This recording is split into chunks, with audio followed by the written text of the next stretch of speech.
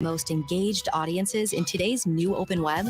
With Viant's programmatic software Adelphic, stay in tune with digital audio, stream the future on CTV, and level up with in-game, so you can see an average 3 times return on ad spend, maybe even on this very program next time.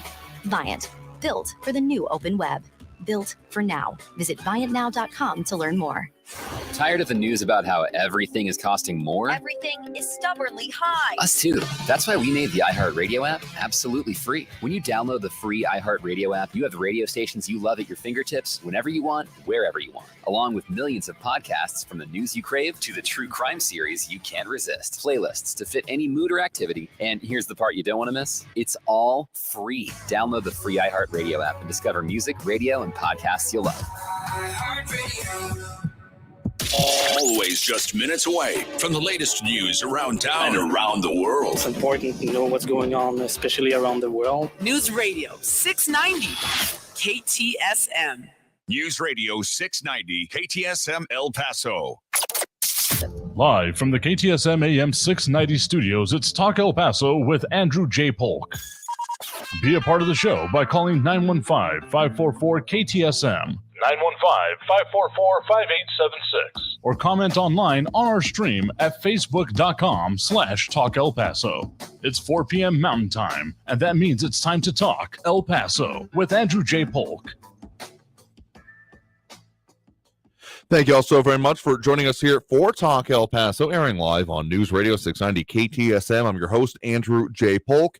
Thank you for tuning in however you may be doing so, be it on air, online, live streaming through the free and reliable iHeartRadio app, or joining us over on the various social media pages we're up on these days, facebook.com/Talk El Paso, the Talk El Paso channel over on YouTube, Twitter at Talk El Paso, or twitch.tv, Andrew J. Polk.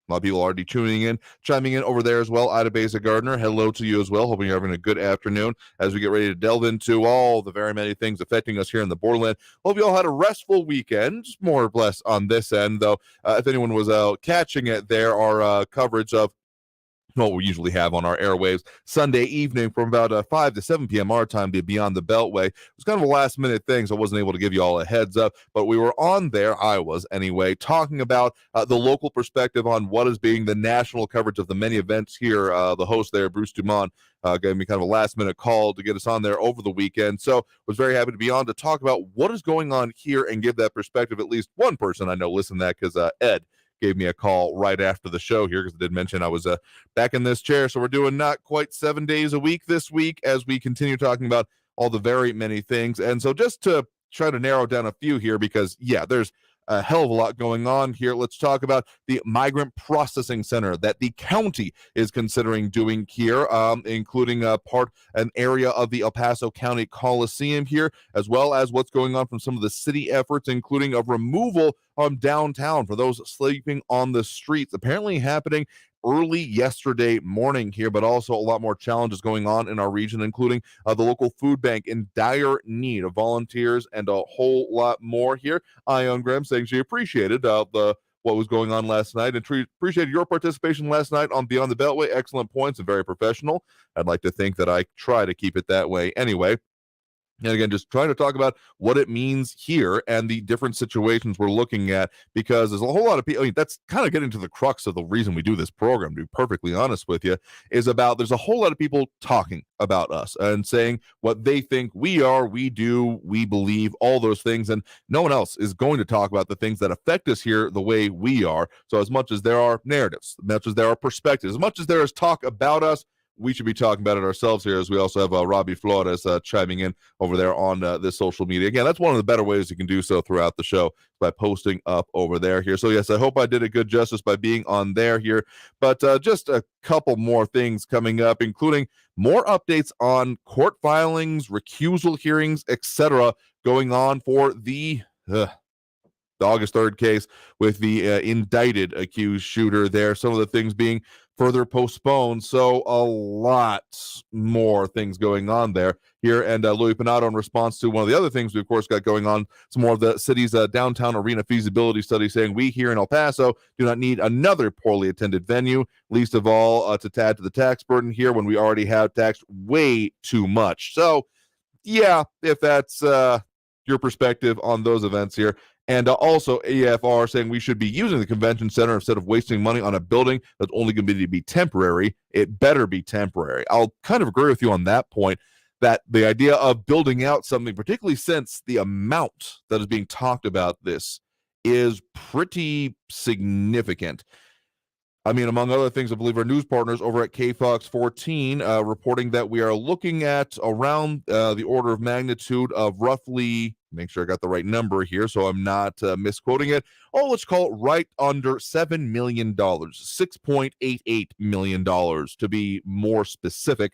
So that amount, and again, being put there, another migrant center, I mean, the actual purchase of one, will be out there on Lockheed Drive near the El Paso International Airport. So at least one of our commentators last week, I do recall, did say something about it potentially being in that area. So a few different areas being looked at as potentially being used here. And so this would be the purchase of the new one here. That coming from, again, our news partners over there at KFOX 14, and coming last week. It was considering the kind of revamping of part of the El Paso County Coliseum. Some of those, if you've been out there lately and gone to not just the Coliseum proper, but some of the kind of outbuildings that surround it that are dilapidated. I'll say that, and feel a little bit generous in even calling it that. Some of those will be used to process some of that here.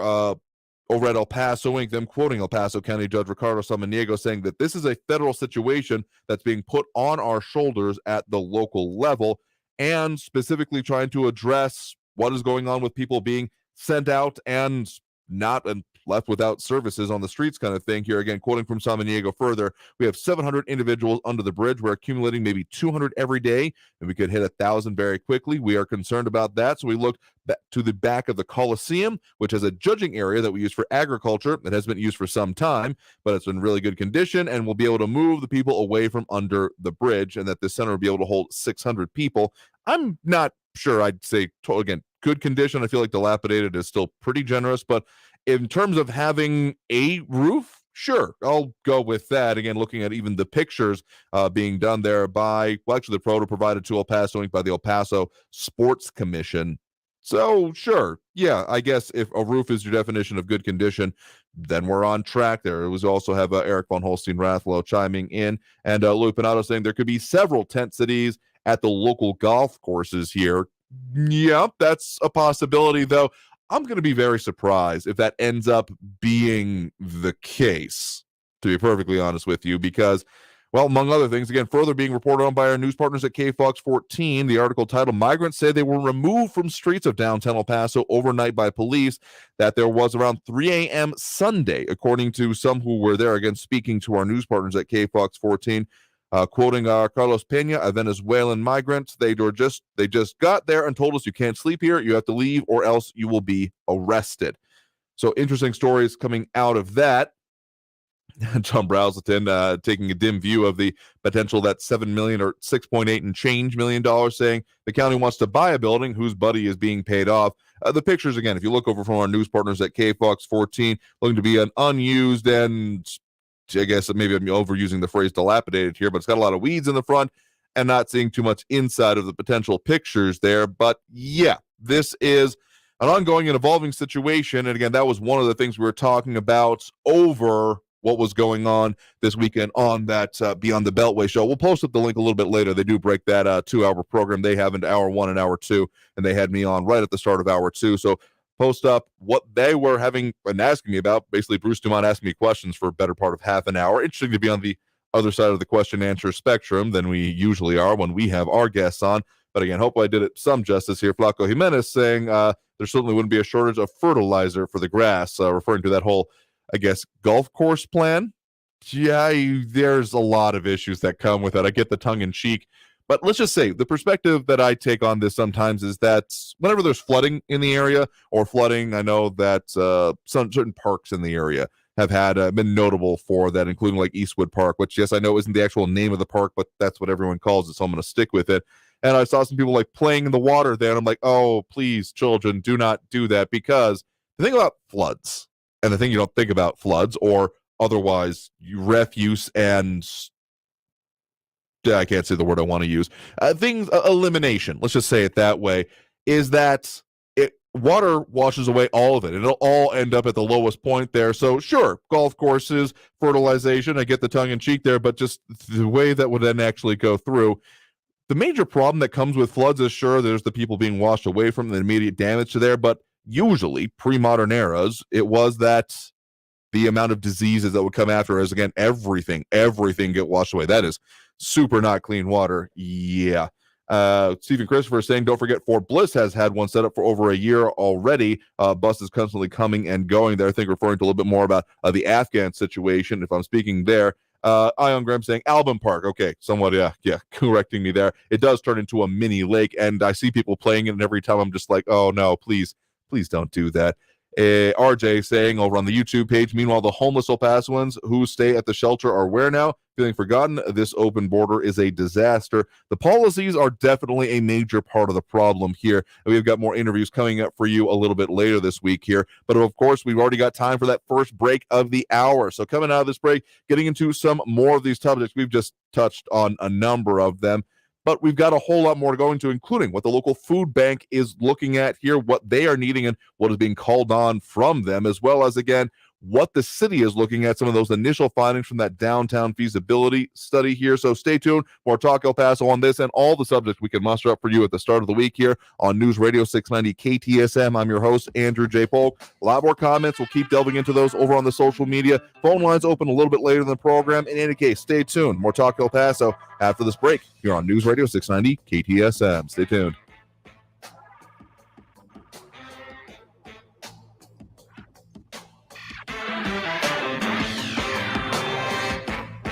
Traffic all day. News Radio 690.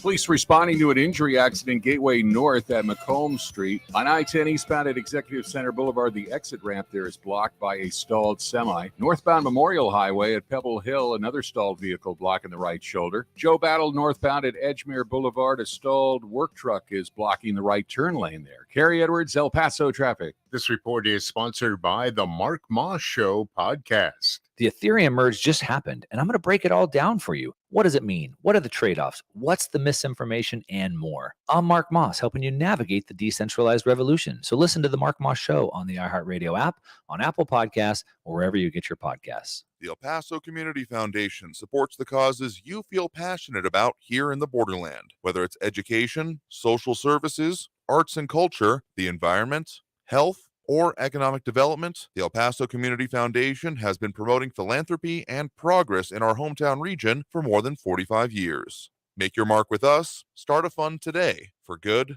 for El Paso, forever. Learn more at epcf.org. That's epcf.org. Hey, Mario Courtney Lopez here. We know how important it is to be confident in all of life's close-up moments. And bad breath can rob you of your confidence. Yeah, it can. Whenever I'm rubbing elbows with celebrities or friends or just chilling at home, I got to make sure I have the confidence that comes with Smart Mouth mouthwash. Smart Mouth is clinically proven to eliminate and prevent bad breath for 24 hours with just 2 rinses a day. Get to your favorite retailer right now for that kind of better together confidence. Find Smart Mouth at your favorite retailer or at smartmouth.com/radio. A construction site is a noisy place where things can be misinterpreted. We need to redo the drywall. It can sound a lot like Rewire the hull? They're firing, Paul. Wait, what did I do? Or even install a waterfall. Whose dumb idea was this? Be on the same page at every stage with Autodesk, from the designers to the field crew to the owner of the finished building. Autodesk Construction Cloud gives everyone clarity. Now, how about that drywall? At EasyCater, food for work is our thing. It's literally all we've done for 15 years. Whether you need to feed a meeting or the whole company, we're here to make sure the food is professionally delivered, on time, as ordered, and all within your budget. No wonder we get orders from 93% of Fortune 500 companies. Food for work is what we do, and no one knows it better. Order 24/7 from over 95,000 restaurants on EasyCater.com. EasyCater, food for work. It's our thing. News on the hour and a half. Traffic and weather all day. I don't watch television, so I get all my news from you. News Radio 690 KTSM. El Paso's News Radio 690 KTSM. Live from the KTSM AM 690 studios, it's Talk El Paso with Andrew J. Polk. To be a part of the show, follow on Facebook at facebook.com/Talk El Paso. Now here's your host, Andrew J. Polk. Thank you all so very much for joining us here for Talk El Paso, airing live on News Radio 690 KTSM. I'm your host, Andrew J. Polk. Thanks for tuning in, however you may be doing so. A lot of ways to interact with the show. Of course, we do have that very many different social media pages: Facebook, YouTube, Twitter, and Twitch, either under Andrew J. Polk or Talk El Paso, whichever your preferred outlet is here, as well as phone calls coming up a little bit later. A lot of comments coming in here. Kathy Codry, Ion Grimm, EFR, Stephen Christopher, Flaco Jimenez, John Browselton, Eric Von Holstein Rathlow, Louis Pinato, and I think that's Ida Basic Garden a little bit earlier. Dropping those likes and reacts. We do appreciate. We do have Marlon Espinosa, Eric Von Holstein Rathlow, Flaco Jimenez, Ion Grimm, Robbie Flores, Monica Cervantes, and Isa Basic Gardner. Keep those going, and we'll keep getting to them as much as we can. Ion Grimm asking specifically, what about using the empty school buildings and the dozens of portables being stored at EPISD Trans Mountain facility to house the immigrants? We have taxpayers have already paid for both. Interesting concept. I wonder if anyone has addressed that to EPISD. The level of concern that I would have, or I would assume that they might bring up with this, is that what is the state of those portables? Because, yeah, we're seeing them from the outside, and I'm going to assume they're probably going to want to avoid any potential liability issues and just say, yeah, no, they're not good, or they need to be fumigated or whatever. But I guess there's a potential here, and interesting further ideas coming up. Stephen Christopher saying there's an abandoned apartment complex on Hondo Pass. Abandoned also, again, think about the inside there, like how long did the Lincoln Center underneath the Spaghetti Bowl sit abandoned? Got to see inside of that one time, and yeah, there was a lot of, it would not have been a good idea to be in there a long time, even though we usually don't have the mold, the kind of growing stuff, because the lack of humidity around here. Given this last season, it may or may not be the case here, but essentially my expectation would be that for that to happen, specifically about the portables, I'm going to be more dubious about any of the empty schools here, because even with them potentially being, yes, vacant, them being actually able to work, habitable, not having the wire stripped out of the walls already, are different questions. But I wouldn't say it wouldn't hurt to go to EPISD or really any of the school districts in town that I'm sure have some level of facilities, space, etc., to learn about this. Now, it's coordinating it, and as much as we've talked about the whole NIMBY problem, not in my backyard as relating to a lot of this, and particularly when it comes to the busing and those things happening out of town, yeah, given the fact that it would either have to be, I mean, sure, those portables are in their own facility. Whether they're actually hooked up or not is something I'm not actually sure about. I actually worked a summer job partially in the major warehouse part of that building on that Trans Mountain facility you're talking about back in my teens, so that's a minute ago. Never actually got to go into the portables themselves here, so I'm not sure exactly what conditions they're being kept out there, but creative thinking, I'm never exactly opposed to, but whether or not that's going to get us out of this here, going to refer back to, I guess, let me see who said it here. I want to give credit where it's due. EFR, when he said that, not sure about wasting money. If it's going to be temporary, it better be temporary. I'm going to go with fingers crossed here, but a lot more. Jerry Nahara commenting actually on that idea of the use of space here, saying that the problem isn't the space. We can have all the empty buildings in the district. There's plenty of buildings available. The problem is getting volunteers to help the hundreds of immigrants. That's the real issue. Yeah, I could see that, given that volunteers, the last time we had this, about, let's call it 2016, the last time I was doing some really serious reporting involved on this, it was getting people enough to man the area, so to speak, there, that Jerry's speaking about. That was definitely an issue. Really, really difficult to be able to make sure that there actually, are the supplies, resources, etc. Because I really don't doubt the generosity and the willingness to help their fellow man that most El Pasoans exhibit, particularly given the most extreme of situations. But ultimately, there is a limit, unfortunately, because there's only so much that can be done before relying on generosity and goodwill runs out, and there needs to be more programmatic, governmental policy response here. And Flaco Jimenez on that point saying much cheaper to hand each one 35 cents or whatever the bridge fee is today. I haven't been across lately, but I'm going to assume it's more than 35 cents here, and march them back over. I know that there's a lot of concern around that way, but I'm just going to say this. It doesn't seem like we're going to be anywhere close to that here, if we're marching them back over, if that were be to happen. I don't think that their 35 cents would be the particular issue there. Then you're just looking at the actual staffing and manpower costs more than anything.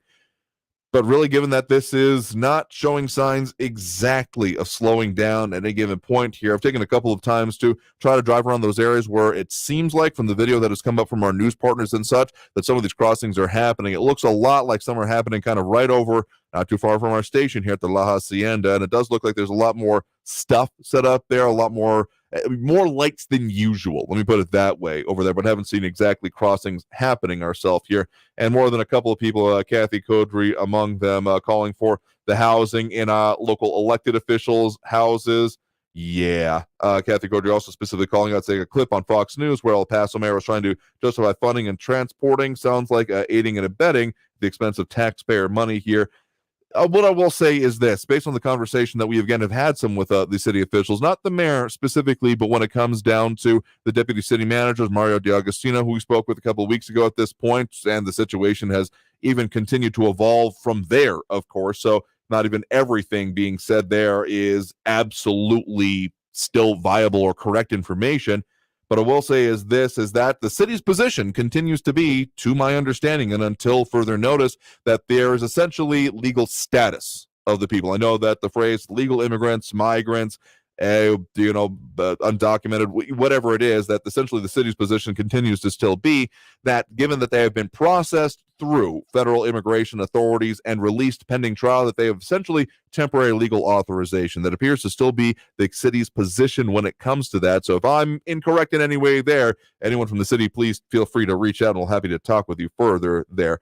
John Browson saying there's 4 or 5 former elementary schools no longer being used by the El Paso Independent School District. Yeah, I'm trying to think of the one that's not too far from where I drive by on the way back from like Sam's Club on the west side here. Let me see if I can find that one here in a minute.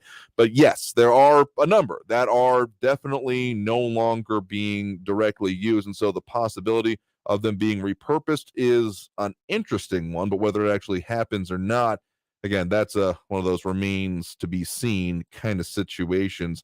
I don't even know if that one is even labeled as a school anymore here. I'm not seeing it up on there. But yeah, the one at 341 Thorn Avenue, I'll have to see if I can find what that actual... Yeah, I'll give you a minute. I'll try to find it for the next break. I own Grandma on the portables idea, saying the portables are usually in pretty good condition. They're kept up in case a school needs one or some, and they won't have to wait long. Of course, general cleaning would be needed, but not major overhauls. Someone needs to talk to the districts. Again, if that could be done and made viable, I'd be in favor of it here. No, I think it's Roberts is the one I'm thinking about, the one that was combined as part of the 2016 bond project. Yeah, Orrin Roberts Elementary School. That's one of the ones that I've driven by that I've thought about previously. No clue what the status on the inside. Yeah, Ida Beza Gardner agreeing with me there. Appreciate the pinch hit. And yeah, that one, no clue what the idea of it in there here. RJ saying giving illegals temporary protective status TPS is nonsense. Living in a bad neighborhood or in poverty is not persecution. Now, let me make that clear distinction for you here, because the way, again, that the city was talking about it is not TPS, because TPS is a very specific phrase, temporary protected status. And it's been talked about previously, given to specific groups, individuals on certain times. I want to say that there was a group, maybe from Haiti or part of it, that was, a lot of that came up during the last administration as statuses were being debated and what the long-term action of it here. To my understanding, that is not what is being done for anyone crossing into our sector here right now, and not what the city is relying on when they talk about that legal status. That clip that we had from one of our listeners and callers had asked the city about that here, basically saying that they have that form of documentation, not permanent, not residency, not any of that, but that there is essentially a form of documentation they have while pending their further immigration proceedings. I think it's kind of worthy to mention at this point here that, yes, while numbers have shifted here, there was a point I want to say back, the stat I'm remembering from about 2018 is what comes to mind, that of all the persons living without authorization illegally, however you want to put it, within the United States, it's tempting to think that a lot of that is people coming across the southern border in whichever way, either presenting themselves at the ports of entry or continuing on, trying to slip through using human smugglers, etc. But what I will say is this, is that at that point, it was estimated that roughly about half of that I know that 11 million stat that gets thrown around it's as much of it as an estimate, and it's probably very incorrect these days. It was estimated at that point that about half of that number is not people who did any kind of sneaking or moving or even asylum seeking, but those that like came to the U.S. and then overstayed visas and just kind of never left. So whether that would actually, I mean, obviously that's not a legal status at that point, and whether or not those who are avoiding court cases would move into there, Eric von Holstein-Rath will actually bring up a decent point there. They claim they are asylum seekers. Our policy is just to let them in, come in, fill out the asylum paperwork, give them a court date, and release them. 70% won't show up for hearings and just remain here illegally. 90% who do show up for there won't qualify for asylum and get deported. It's a very inefficient program. I'm not positive about the 70% number there, but I will say that the 90% is actually higher in our region. Last time I saw those stats, that actually for the El Paso border sector, the immigration courts that cover our area, again, remember, these are executive branch courts, not judicial branch. So they're called courts. They do have judges that preside over them, but the proceedings are nowhere near the same that you would have seen if you've ever been sued, been taken to court, or seen it in a courtroom drama. Completely different process. So the way it actually works here, to my understanding, is that it's close to upward of 95% denials. So there's supposed to be, or at least the process, to my understanding, was in recent years anyway, that there was supposed to be an interview, an in-depth thing to see if that would even apply for asylum, whether it could be a qualification, and then the courts will ultimately, again, the immigration courts, to be specific, will ultimately adjudicate and make the final decision there. So I will agree with you that the math for those that are wanting to do that doesn't really necessarily work out here. Austin Redfern making another very good point, though, that portables don't have restrooms. They need to place many, many porta potties. The logistical concerns are really the major part of this, and why the whole concept that we talked about last week about just throwing money at the situation, sure, money wouldn't hurt. More resources wouldn't hurt, but the resources are really the key part, because we're talking about both staffing, supplies, and a whole lot more. So to say, sure, we've allocated umpteen $1 billion for this, figure it out from there. Even if that were to come down, and sure, the reimbursements are pending, and we've heard about all of that, even as we keep topping millions and millions more for the local response to this issue, which, again, part of the debate has been previously to this, particularly with the Operation Lone Star and all of the Texas state-level efforts that Texas Governor Greg Abbott has put forth, has been about, well, who was supposed to be in charge of this, with the contention of the governor having been essentially be that the federal government has not quite abdicated the responsibility, but are not doing what they need to. I'm not sure this boosts this current situation and the local expenditures, even if there are going to be reimbursements, help bolster the federal arguments on that point here. But tell you what, we got to go ahead and take that next break right now, because we are already out of time here. So coming out of this break, we'll try to get to some of those other topics here, but I know this is a hot button one, and we'll keep focusing on what is interest of y'all, because we need to talk about these things. So stay tuned. More Talk El Paso after this break here on News Radio 690 KTSM. A lot more comments. We'll keep getting to those as well. And of course, phone lines open a little bit later. We'll be making that announcement.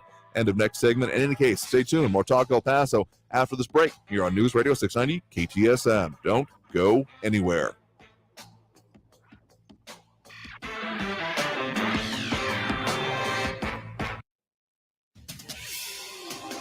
El Paso's News Radio 690 KTSM.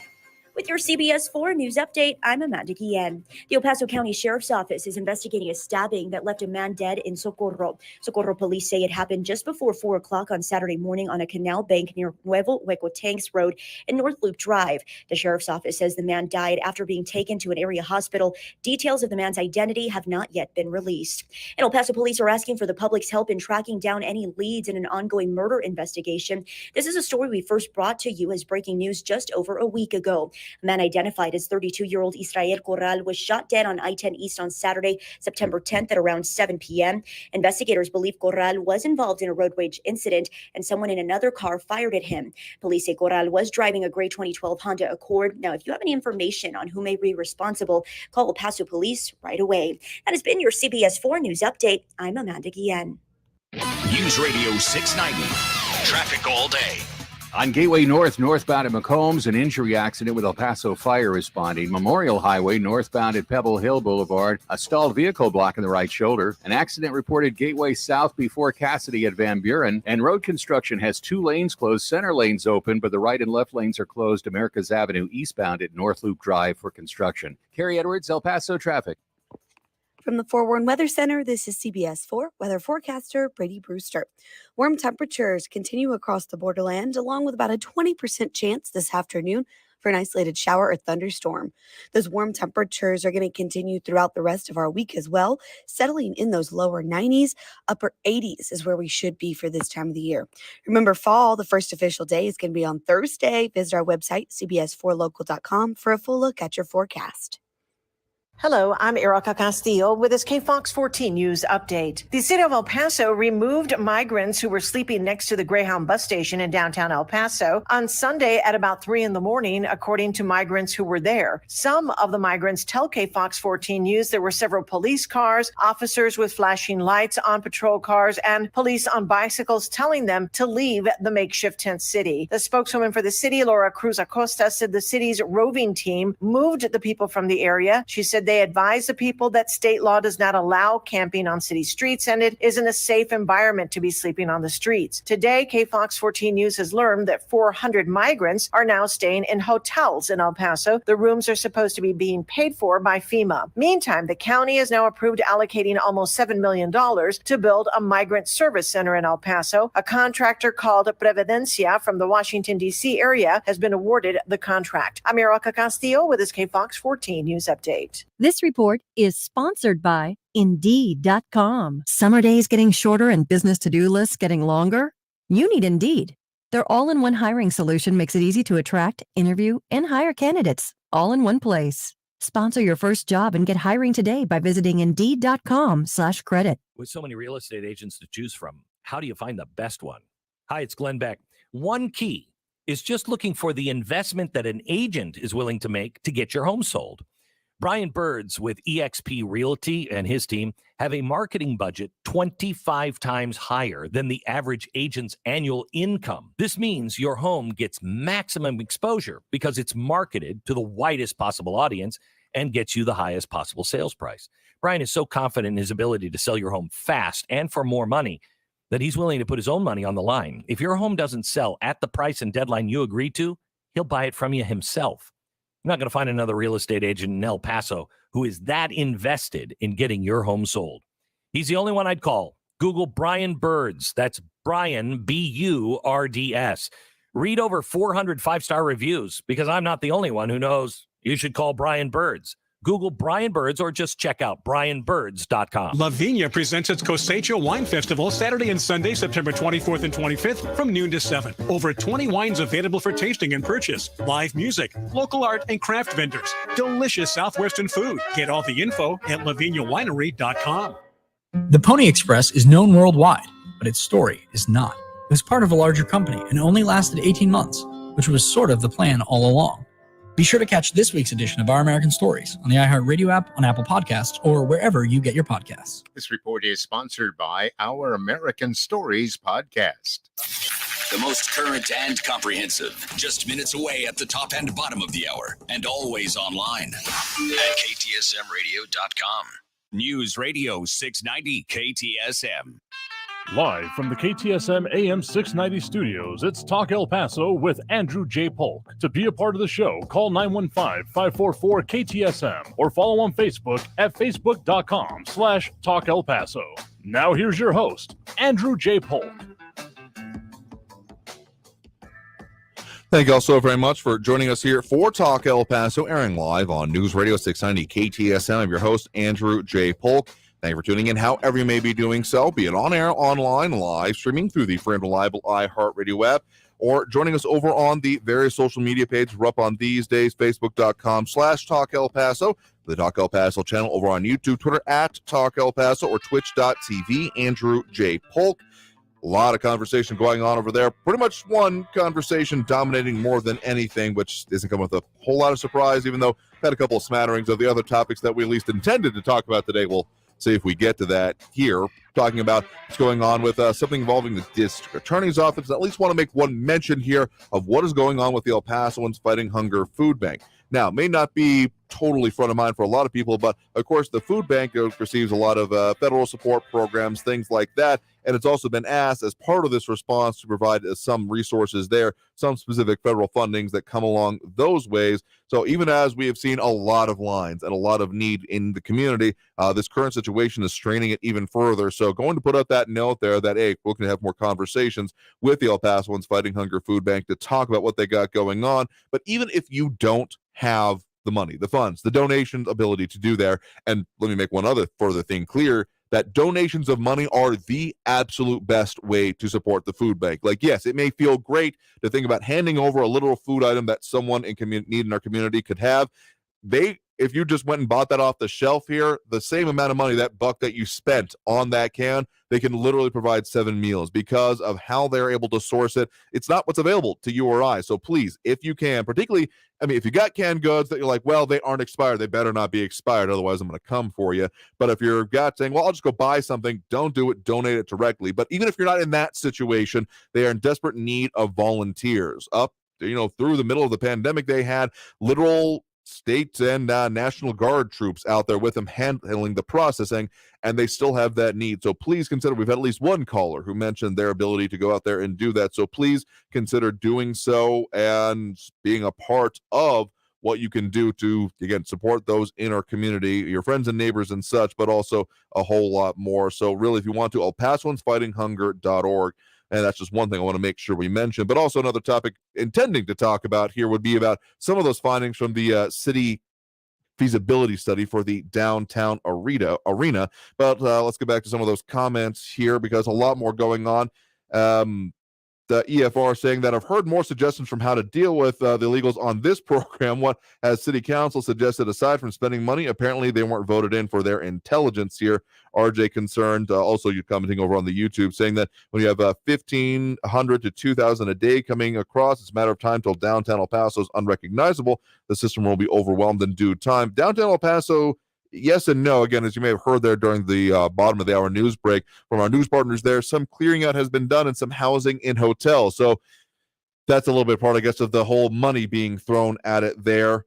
But also the idea of the system being overwhelmed. I mean, essentially, we're already in that scenario, that the local resources, even the locally based ones or the federally provided ones, even some of the state level ones, have been pretty well strained, almost past the point of breaker if we haven't already gotten there already. So, yeah, we're essentially already at that point here, and definitely agreeing with RJ saying amen to that. The food bank has the serious buying power at deep discounts and even stuff that like you literally can't buy, where essentially a company has said, all right, we're just going to cut our losses and submit to insurance for this truckload.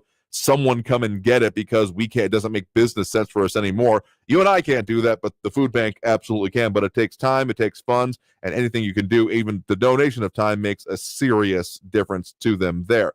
And Robbie Flores saying a little bit earlier, we wouldn't be having this conversation if Trump was in charge. Maria Coleman also saying that why is this the responsibility of taxpayers? They have no forms of ID when boarding flights at the airport. Yes and no again there as well, because that's what I was talking about, that they have documents, even though they would still count as overall, undocumented crossers in here. They don't have, authorization, but they have this temporary documentation. Again, I know I'm getting really close to a lot of phrases and terms here because no, they are not documented migrants. No, they are not temporary protected status recipients, but they do have a level of something that essentially it's the paperwork that we've talked about this previously on the show that allows them to have the ability to do that interior travel while pending their cases. So I know that it's getting really deep in the weeds, but that is part of the current situation. But going back to that other comment about, again, what Robbie Flores said about if the previous president was in charge, it's an interesting kind of both hindsight and what is the current situation kind of analysis here. It's a thought experiment at best at this point, but it's an interesting one to consider at the very least, because let's look at some of the differences and how, and kind of goes to a point that I've been making for a while now about the flip-flop and the change between administrations on what is the primary focus here. Clearly, the primary focus during the previous administration was on border security. If anyone has not heard the whole build the wall phrase, chant, or idea, welcome to the program. Thank you for listening for the first time, basically, I guess I would say in that case. But really what is coming to it is that this administration switched from that whole movement, and including very specifically, and I got to say, this is probably the most significant part for my money, the relationship and the conversations going on with the government of Mexico, AMLO, of course, towards the end of the last administration and through the duration of this one so far, because that is really, and again, pound for pound, dollar for dollar, effort for effort, however you want to measure that, that has probably been the most significant thing that happened during the last administration that has not happened during this one, was the coordination with Mexico, or you could put it as kind of a mild amount of, forcing, bribery, twisting of the arm, however you want to put it here, essentially where it was on the creation or the reformation, really, when it comes down to it, of the Mexican National Guard, the Guardia Nacional, to become a border security force that we didn't even just see. I mean, you could at certain points see it across from the river, and them doing their work right across from, just south of us here in Texas and El Paso, but even doing it on their southern border with the countries, such as, those coming from Guatemala, Belize, etc. Them doing more of that. And that is one of the biggest things. And I think if you were truly to be able to do a historic analysis, as I hate to do from the modern standpoint, but from the things that I know and that I'm aware of, that would be probably one of the more significant things to be pointed at as something that did not continue into this new administration, of the keeping up of that pressure and of that control of it. I mean, a lot of phrases you've heard come up since that point, such as anti-migration, or almost a return to the previous permissiveness, general permissiveness from the essentially official Mexican policy of keep moving through as long as you don't stay here, which is also a level of interesting parallels that could be made with the way El Paso has previously, both officially and kind of unofficially, just done through the whole nonprofit group's handshake with the federal government. And really just an overall overwhelming sense that as long as it doesn't stop here, it's not really our problem. That's pretty much a pervasive thing that has existed in El Paso for a while, because I wouldn't say, and this is something we talked about yesterday and gone on the Beyond the Beltway program, that it's no secret that we have smuggling, that we have drugs, that we have money laundering, human trafficking, all those things happening in this area. But the sense that I get from most people whenever I talk to them about it is that the sense is like, sure, we have the border, checkpoints, we have the international bridges, the many ports of entry all throughout our region, but that we're all just a corridor. It all just passes through and keeps on going on, because I wouldn't say we've been at this level. I would still call our current immigration situation in this area pretty well unprecedented, at least in living memory. But the idea of essentially just keep passing through has been more or less the official, if more wink nudge kind of officialness to it, situation just before this, and even up until right before the last couple of weeks. That was still pretty much that, as long as we can keep them moving, it'll be fine here.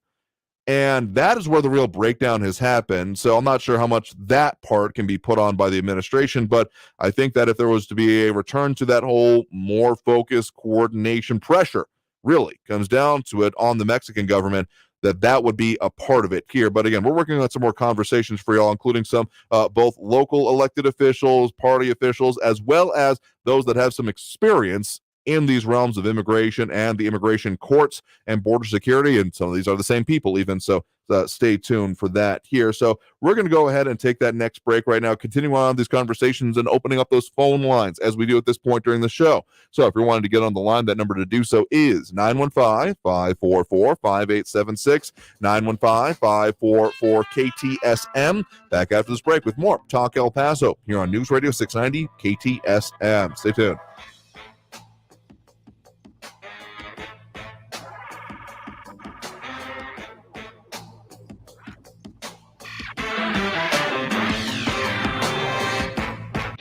Traffic all day. News Radio 690. El Paso Fire Police responding to an injury accident in Zaragoza northbound at the Loop and Americas Avenue. Gateway East eastbound at East Lake, a stalled vehicle up on the right shoulder, and for whatever reason, it's slowing traffic. Seeing a lot of slowing on freeway cameras right now, eastbound at East Lake Road. I-10 westbound at Hawkins, a stalled vehicle on the right side. Kerry Edwards, El Paso traffic. This report is sponsored by Discover. We could talk about how complicated other banks make it to redeem credit card rewards. Or we could talk about how with Discover, you can redeem your rewards for cash in any amount at any time. Talk about amazing. Learn more at discover.com/redeem rewards. Terms apply. Kick off your season with a win at Sun Park Chrysler, Dodge, Jeep, Ram, Fiat. Hey, El Paso, Ivan Ochoa, General Manager of Sun Park Chrysler, Dodge, Jeep, Ram, Fiat. We need trades, and we need them now. Even if you owe thousands more than what your vehicle is worth, we want it. So trade today and upgrade today for less. For a limited time, get 0 APR for 72 months on new 2022 Ram trucks and on the all-new 2022 full-size Wagoneer SUV with third-row seating. Plus, during Jeep Adventure Days, get $4,000 off MSRP on select new Jeep Gladiators. Worried about your credit? Forget about it. We've partnered with even more aggressive lenders with great rates and terms for good credit, or even if your credit is less than perfect. All military personnel and first responders receive an additional discount. Thank you for your service. Trade and upgrade for less at Sun Park Chrysler, Dodge, Jeep, Ram, Fiat. Where buying a car is fun. At I-10 at Sun Park Drive or online at sunparkdodge.com. Estamos en tu esquina, El Paso. El Paso Strong. Includes factory rebate and dealer discount plus TTNL. 0 APRs, $13.89 per thousand finance on select vehicles with approved credit. Offers not combined. For the local issues and discussion you won't get anywhere else, turn to Talk El Paso. Weekdays at 4 right here on News Radio 690 KTSM. Brought to you in part by the El Paso Community Foundation. Sound off on what matters to you. Monday through Friday, 4 to 6 p.m. And let's talk El Paso. Hello? Mike, this is Norma Jean at Sergio Lewis Body Shop near the airport. Have you seen Sergio? I'm expecting him in a few minutes to cut a new commercial. I'm really worried about him, Mike. He really believes he's a poet. It's gone to his head. There's plenty of room up there. Anyways, his poetry isn't that bad. Will you please have him call the shop? Sure, Norma. That's Norma Jean, Mike. Gotta go. Eee, she's feisty. Hey, Sergio, there you are. Hey, Mike, I have this great new poem. Check this out, man. Sometimes even our darkest moments are enlightening. Hey, what's so funny, man? Nothing, Sergio, really. By the way, Norma Jean called. Really? What did she want? Oh, she was just telling me what a big fan she is of your poetry, Sergio. Sergio Lewis Body Shop at 3800 Admiral near the airport, where it's the customer's choice, not the insurance company's, and there's a lifetime warranty on all collision repair. 593-0191. The Pony Express is known worldwide, but its story is not. It was part of a larger company and only lasted 18 months, which was sort of the plan all along. Be sure to catch this week's edition of Our American Stories on the iHeartRadio app, on Apple Podcasts, or wherever you get your podcasts. News Radio 690 KTSM El Paso. Live from the KTSM AM 690 studios, it's Talk El Paso with Andrew J. Polk. To be a part of the show, call 915-544-KTSM or follow on Facebook at facebook.com/Talk El Paso. Now here's your host, Andrew J. Polk. Thank you all so very much for joining us here for Talk El Paso, airing live on News Radio 690 KTSM. I'm your host, Andrew J. Polk. Thank you for tuning in however you may be doing so, be it on air, online, live streaming through the free and reliable iHeartRadio app, or joining us over on the various social media pages we're on these days. Facebook.com/Talk El Paso, the Talk El Paso channel over on YouTube, Twitter at Talk El Paso, or Twitch.tv, Andrew J. Polk. We've got a lot of comments that are coming in there and a lot of phone calls, as we do have that phone line open as well. That number to call if you want to get on there. Full up at the moment, but we'll keep squeezing them in throughout the next hour of the show is 915-544-5876, 544-KTSM. So let's just jump right into some of those calls here right now. We do have Greg on the line here with us right now. Greg, thanks for joining us. Yes, sir. How you doing? Good afternoon. Afternoon to you as well. What's on your mind? Yes, sir. An interesting situation that occurred on Saturday. Mm-hmm. I was at the VFW up on Alabama, and there's a gentleman that just finished walking 2.5 hours from downtown Greyhound Station. Mm-hmm. And he got to the VFW all sweat, tired, and exhausted and hungry. To my surprise, after questioning him, because he's an Army veteran, he got released from the Tucson VA with terminal cancer, a type of osteosarcoma, advanced and terminal. Okay. And I knew this, that he volunteered his DD-214 and VA medical jacket. The reason I'm calling is very simple, because when he stepped out of the Greyhound bus station, he saw a lot of migrants there. And he asked the migrant supervisor, you can get a slice of pizza. And the pizza and the food was denied to him because the supervisor said that it's only meant for migrants. It is really sad that it's happened this to a veteran. What's even worse, when we were at the VFW, we talked some more. And then to my surprise, he's heading back to Tennessee. And he's here only on a day over. Again, he was hungry and he was penniless. So I hooked him up with a drink. And then from there, we talked a little bit more. He was willing to work for his meal. This gentleman was in his 60s. and looked tired. Then we headed back because he needed a ride. A few hours later, I volunteered to take him back, driving him back to the Fort Bliss. Driving back to Greyhound. Then we stopped by at 82nd Airborne, the Benavides Patterson, and they were very, very helpful. They hooked him up with some money and also a meal to go. And then heading back, this is about 4 hours later, heading back to the Greyhound. Then he advised me if I can head back to a trash dumpster not far from the Greyhound station. And he said, I need to get my duffel bag and my sleeping bag because he's going to have to stay there with a sleeping bag. Again, to my surprise, that's really sad that it's happening this to veterans. First of all, he didn't get any pizza. And the other reason is he didn't get a place to stay where many immigrants can stay in plush hotels at our dime.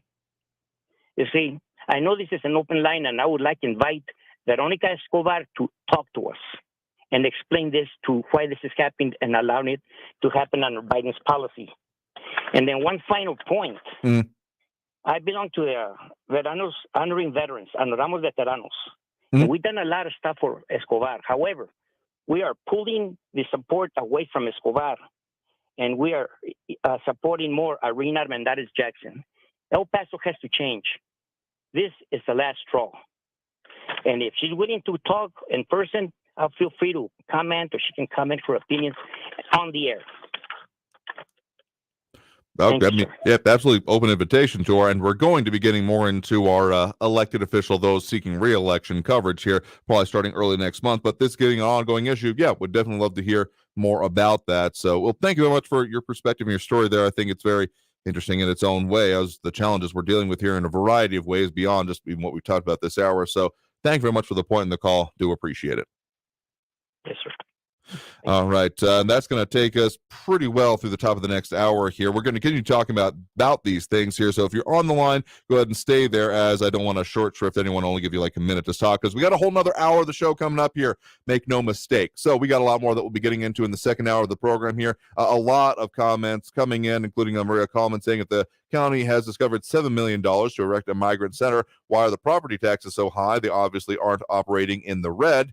I mean, there are definitely some wiggle room in budgets I'll talk about there. And Louis Pinato with comments that I feel like we've heard the tenor of before, saying CBP needs a border guard lessons from the former East German soldiers.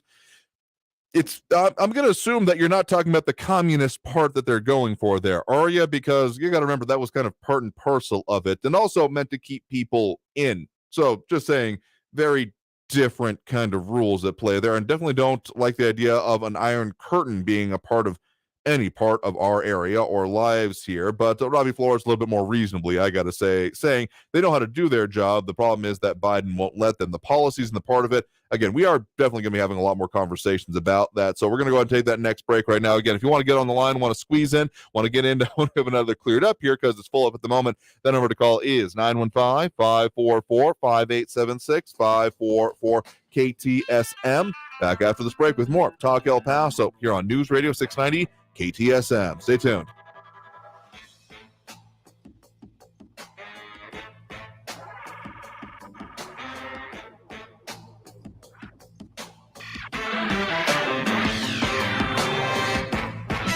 Traffic all day. News Radio 690.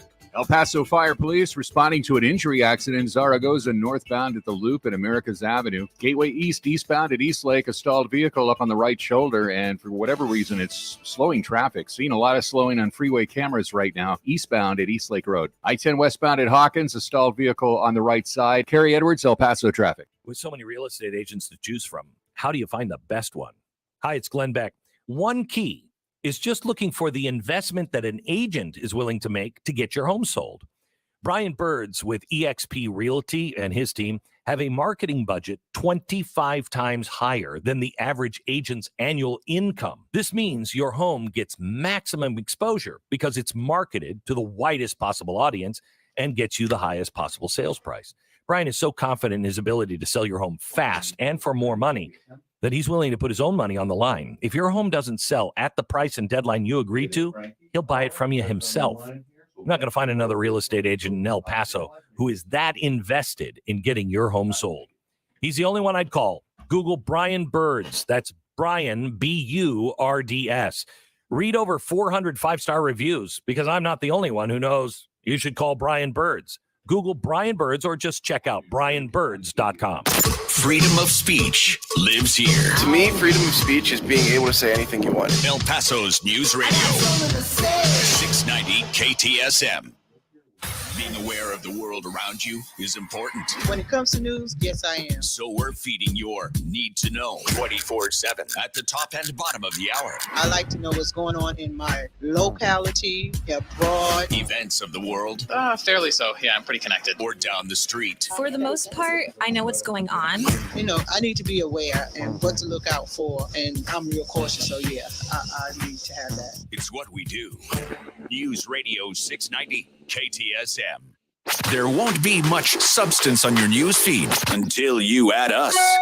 Just like us or click on the link at ktsmradio.com. Stay informed at ktsmradio.com. News on the hour and a half. Traffic and weather all day. News Radio 690 is KTSM AM El Paso, an iHeart radio station. NBC News Radio, I'm Brian Shook. Two members of the House January 6th committee are introducing a bipartisan bill to prevent another situation similar to that day. Lisa Taylor reports. Republican Liz Cheney and Democrat Zoe Lofgren are introducing the Presidential Election Reform Act more than a year and a half after the Capitol attack. It would overhaul the Electoral Count Act, a law that former President Trump's allies tried to exploit in 2020 to have him stay in power after losing the election. The new bill would make it clear that the vice president's role in counting electoral votes is simply ministerial. I'm Lisa Taylor. Stocks are modestly higher to start the week. The Dow Jones gained nearly 200 points in volatile trading ahead of the Federal Reserve's two-day policy meeting. Many investors expect the central bank to raise interest rates by 0.75% or more to tame inflation. Queen Elizabeth is at her final resting place. She was buried in Windsor after more than a week of mourning across the United Kingdom and the world. She's now at rest by the side of her longtime husband, Prince Philip. NASA is conducting an important test for its Artemis 1 mission this week. Engineers are planning to conduct a check on Wednesday morning to show they fixed the issue that scrubbed the last launch attempt. An American held captive by the Taliban in Afghanistan is on his way home. Democratic Senator Tammy Duckworth of Illinois was involved in getting Mark Freerichs home. I've been pleading with the administration now for over 2 years. Back in February of 2021, I actually had to ask for and receive a personal meeting in the Oval Office with the president, pushing for him to approve this prisoner swap. In a statement, President Biden confirmed he talked with Freerich's sister after he was released. A group of U.S. states is asking an appeals court to reinstate an antitrust lawsuit against Facebook.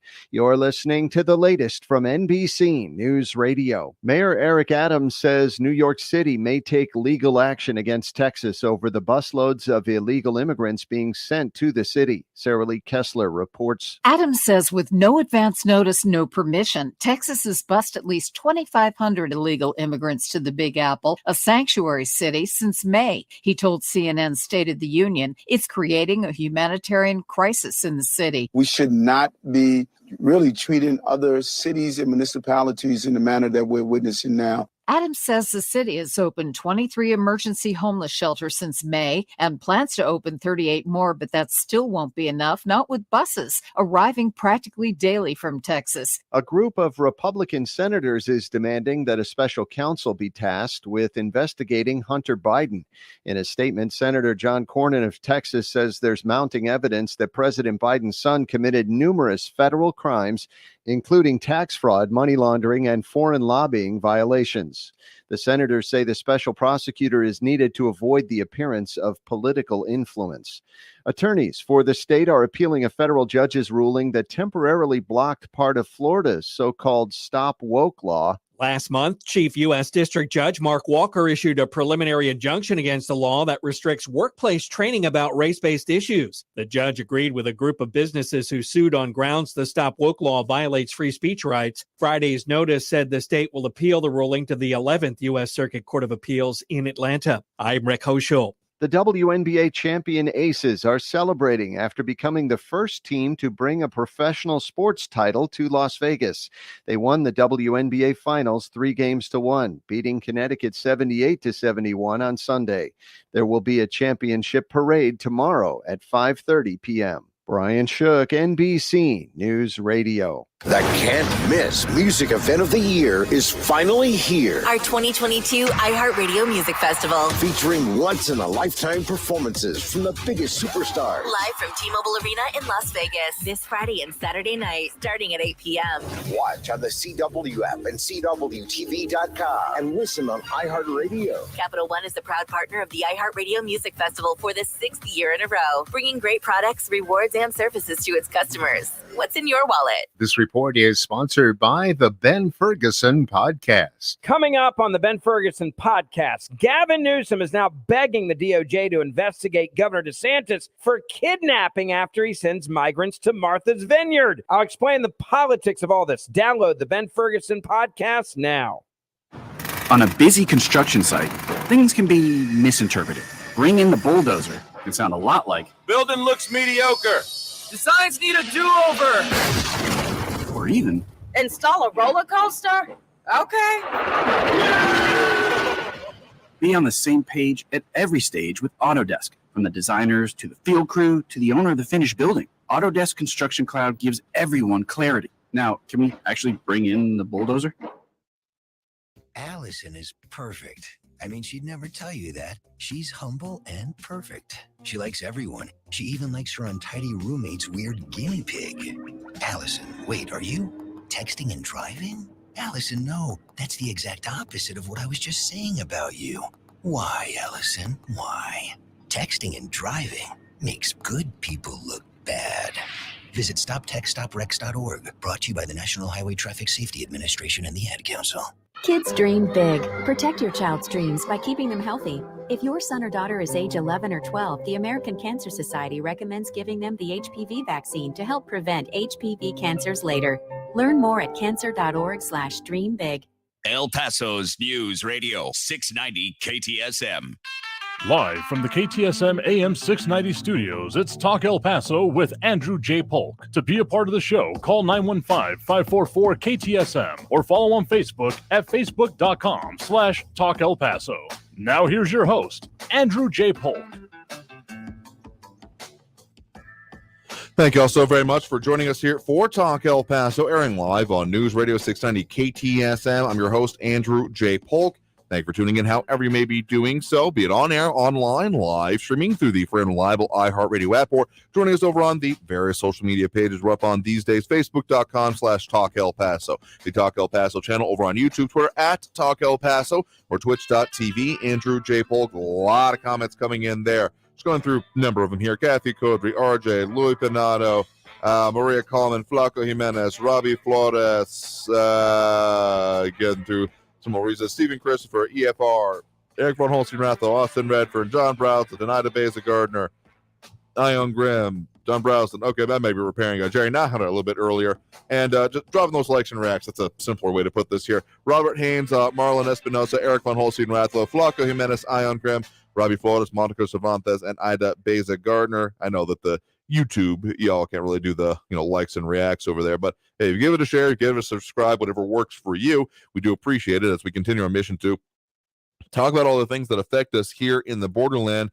And there's a lot going on, but the conversations about immigration, local response, all those parts of it have definitely taken on a life of their own, I guess might be the best way to put it, or just dominating pretty simply most of what's going on lately, because there's a lot of the issues we're seeing again right in our streets, and a lot of issues that we're continuing to develop here and deal with. Again, had some of the conversations, still trying to get that link up for the second hour of the Beyond the Beltway here. I think I've got the Vimeo link part of it, so it's not quite YouTube, but hey, that works for y'all. We'll post it up over on our social media so you can see what at least I was saying right at the start of the that program there. But of course, a lot further conversation that we're going to be having in and around this area. And, of course, those phone lines open here for the second hour of the program. So if you're wanting to get on the show, that number to do so is 915-544-5876, 915-544-KTSM. Full up at the moment, but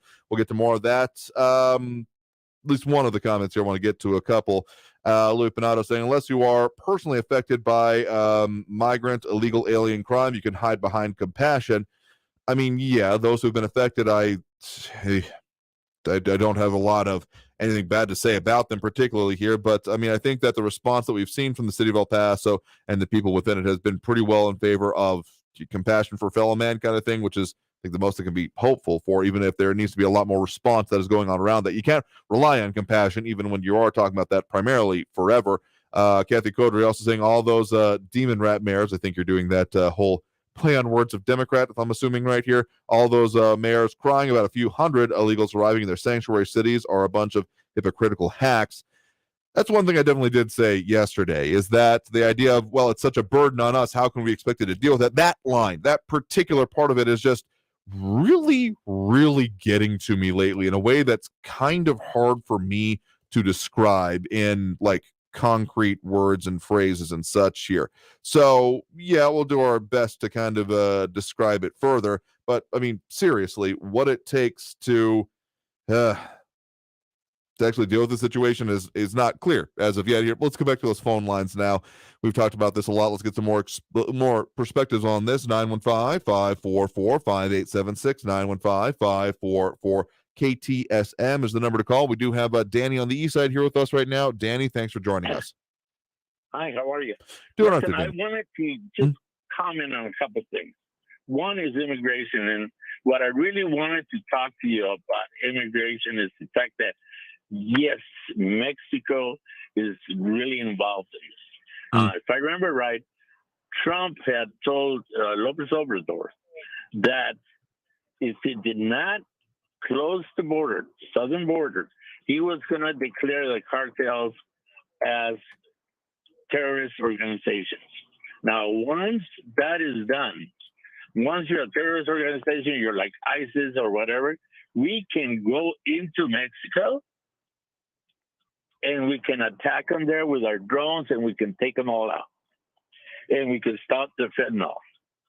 The problem is that the Mexicans don't want that to happen.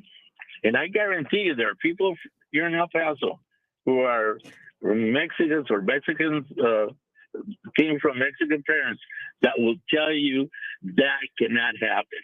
But that's the reality of the situation. Now, what's funny is that immediately, Biden went ahead and changed all the rules and told López Obrador, don't worry, just let him through. And the media went along with him and they kept lying about it. So now that we're sending people over to Martha's Vineyard or whatever it is, and we have, let me just give you one thing that I see. It was, sure. Imagine you're coming in from Venezuela. You're starving. You got through all this hell. They've taken money away from you, probably raped your wife or kids or whatever. And you finally get to Martha's Vineyard and you see a beautiful place that looks like heaven. And so they take you out the plane. They, wow, can you see that? Isn't that beautiful? Where we're going to live? And all of a sudden, an hour later, they put them in a plane, and you see an older lady, white lady, I'm sorry to say that, and she's saying, Te amo, goodbye. And off they went to the, whatever they sent them, to the base. And I'm not saying anything about white people or I don't mean to think that as being racist. What I mean to say is that the people that live in that area are a different class than the working folks. We're working folk. We're working spits. We get up every morning, we go to work. If we're retired, we find something to do. But we work, we come home. Some of us go to church, some of us don't. Some of us make sure that our kids grow up right. Some of us don't. But do you see the difference? And that difference that you're seeing in this country is not racist. It's called class. There's a class problem that the people that have and that do not have, and the middle class that's being dissolved. it's being torn apart. So what you have now is an upper crust that sends money to all those cities and all the Democrats and spend millions of dollars so they can win in PA and so forth. And until we realize this, and we see that it's not so much of a racial thing, but it's a class thing that we are fighting, then when that happens, we can go ahead and we can do something about it. Until then, we're kaput. We're done. We're going to continue with, guys like Raul and those other guys that, we hate Trump. We found the smoking gun after 10 years. I mean, they've been looking for a smoking gun for, I don't know how long. What is it? Since 2016? Every year they come up with a smoking gun, and they haven't been able to bust the guy. But what I'm trying to say is that we need to move on our own. We need to vote. We need to go to the local, the board here, the education board. We need to do that. If you have kids, you need to get involved. You need to vote. You need to talk to people because the media is in cahoots. Think about it this way. You see all these movie stars, De Niro? The guy's great. He's great. He can read a script and he can sit there and act. And does that make that guy more savvy than one of us? Give me a break. You guys didn't even go to college. And then right now, if you go to college, they're going to give you the same BS. So do you see what I'm saying? We look up to people that really don't know what they're saying, and that really, at the end of the day, all they want is to keep the lady that comes over and watches their kids, but puts diapers on them, the gardener that comes over and gets kids their yard clean, and the two maids that they have, so they can, and that's what you're looking at. Or they go to a restaurant, they're supposed to say, he's such a great cook. I love that guy. Just don't let that guy who say moves next to me. You know what I mean? Yeah. And that's what we have to look at. Military people, we love the military. They're great. They're fighting for our country. BS. They could give a hell about our military. Until we realize that, we start to do something about that and move in a political way, we're not going to get anywhere. And I'll tell you what, we will lose our country before we realize it. It's very easy to have strongly held opinions about something that has no absolute impact or really thinking about you. I mean, what was the phrase that was often used as, as a cause celebre, that nothing that they would actually do would affect it, like, free Tibet. It's very easy to have very strong opinions about things like that. I'm giving a complete non sequitur here for a reason, so stick with me. But the idea of it saying like, oh, yes, I have such strong things. I know exactly what should happen there in a way that A, it'll never affect me, and B, no real clear, expectation that I'll actually have any effect on it here. Becomes a very different situation when it's an in your backyard here, which is why I've been describing this. Most of this response here to the busing and those parts of it here, even if I have issues with the inception of the program, having a lot of issue with the response to it because it ends up being a NIMBY thing, not in my backyard. As long as it's not something I have to see, deal with, etc. And how can I be, as someone who lives in Martha Vineyard, be expected to deal with this? Yeah, all of that just is mildly, beyond mildly, very severely, incredibly ridiculous. Seriously, because if we're talking about, well, these are the ways things should be happening here, there's a lot of bad conceptions, misconceptions, complete untruths about our region, about our area that get proffered anywhere which way you look here, which is why, we'll keep talking about this, because if we're not going to step up and take, maybe not control in this way, but more agency in our own situations, the response here, we're gonna maybe not see this continue happening, but more of it could, and similar things here. So thank you very much for the point in the call. You have a good one there. All right, thank you. I appreciate you having me. All right, sure thing. Have a good one there. I think we have time for one more call before we hit that next break. Again, the number to call there is 915-544-5876, 544 KTSM. We do have Frankie and Missy on the line with us here right now. Frankie, thanks for joining us. Frankie, you there? Hey, there you are. There we are. Oh, okay. I was waiting. I didn't know I would get on so fast. All right. Well, just right out of the box. I heard you talk about our great governor, Michelle Lujan Grisham. Currently the statistics polling, relatively recognized, has got her up 5-6 points in the state of New Mexico over Ron, the hippy-dippy weatherman with all the hippy-dippy weatherman, Ron Chetty. So just write that out of the box. I think she's got this nailed down. Good for her. Been a great governor and so forth and so on, right? I just wanted to say that right out of the box. Okay. Now, what is really, and again, I mentioned this once before because we're back on this immigration thing again, and it is a horrible situation.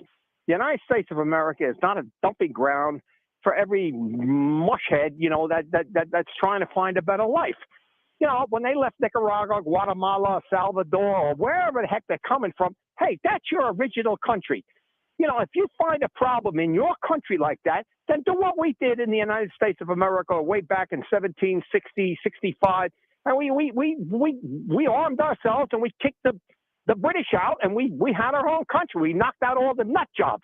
Now, why these people can't do that and they got to come on over here, whether or not they go to Martha's Vineyard, down to Houston, I don't care where it is. We need not shut the border down. I'm not talking shutting the border down. Yeah, you could do that. What we need to put together, along with the United Nations, military blockades. I don't care how in the world you want to do it, but the windup is these people need to be put or stay exactly where they originated from. That's my point. That's what I want to say. Yeah, I think we remember when we talked about that previously with the idea of it being specifically, being kept in their nations and countries here. And again, that was, I'm not going to say it's exactly what you're talking about here, but more similar than not to what essentially Mexico on its own, or pretty much at the prodding of the United States and the administration at the time, had previously been doing here. So I'm going to say that there's a lot of that has been not the focus of this current administration, and whether or not that would be an ultimate solution at this point here. I mean, we're already seeing, much further afield than even what Mexico has been willing to allow through with them dealing with or repatriating those from essentially their neighborhood countries, Guatemala, El Salvador, etc. So the idea of, it being the UN involved in there, there's already some dubiousness in the comments there, and I do also wonder about that. Also, a lot of alarm bells will go off with people anytime UN peacekeepers are involved. But in general, the idea of keeping it from coming to sending communities, I think there's a lot of commonality of thought of that would be a good thing to happen here. Most people I've talked with of all stripes, all sides of the aisle, not exactly enthused about the way these migration patterns is. Anyone who thinks that, it's a good trip, there's no real problems with the people making their way here, really need to read any of the testimony coming from those individuals and the horrific situations they're involved in here. So I think we can all pretty well agree that the journey, the trek, the complete perilous nature of it here is seriously bad. And so the fact that this is being sought after by thousands, if not tens of thousands, hundreds of thousands, we know we're at those orders of magnitude, certainly here, is showing quite a lot of problems with how this is going through. So whether it be policy, whether it be force of arms, I doubt we'd find the consensus between the many countries, much less the UN, in order to do that here. But I think it would start with probably a stronger relationship or prodding with the Mexican government as it exists right now, because that's closer to what we had in the previous administration, from which we were not, seeing what we're seeing right now, at least in our region. Well, okay. This bodes to have a further conversation. But let me just state this following last particular point. Let's go reinstate Amber Parker. Let's go Amber Parker. How do you think of that, befuddled Ben? It's a lot better than what you say. That's all I want to say. All right. Well, thank you for the point in the call. You have a good one there.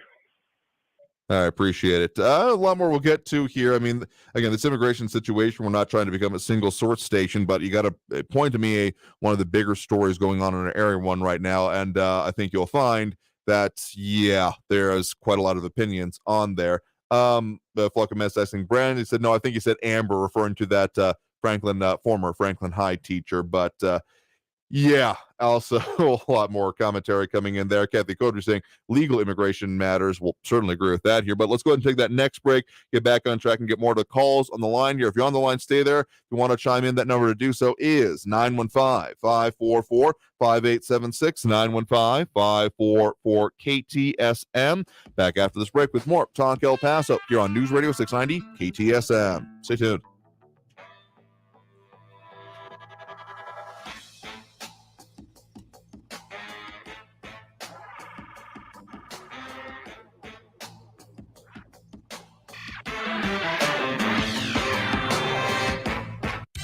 traffic all day. News Radio 690.